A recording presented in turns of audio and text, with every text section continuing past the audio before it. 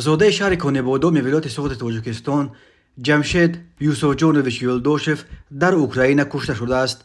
در این باره روز 1 آگوست سال 2023 در گروه کانبادام شهر من در فیسبوک هم صنفش صایبه قادرova با نشر 2 عکس خبر داد.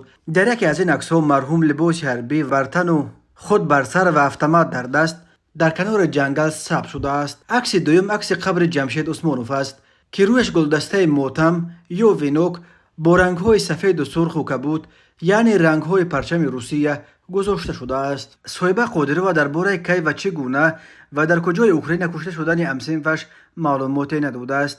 درباره در کجا در اوکراین، روسیه یا در تاجیکستان به خاک سپاریدن یلدوشف نیز معلومات داده نشده است.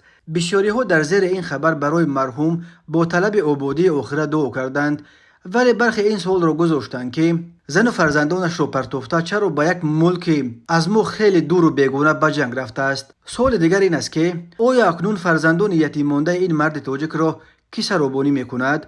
روسیه 24 فوریه سال 2022 به اوکراین حمله آورد. در آغاز گنرال های روس مطمئن بودند که این جنگ همگی چند هفته طول میکشد و با پیروزی بیچون و چرای ارتش روسیه به پایان میرسد، اما جنگ اوکراین اینک قریب 1.5 سال باز دوام داشته از هر دو طرف 10,000 کشته و زخمی به جا گذاشته است و متاسفانه پایانش تا رفت دورتر و دورتر می شود.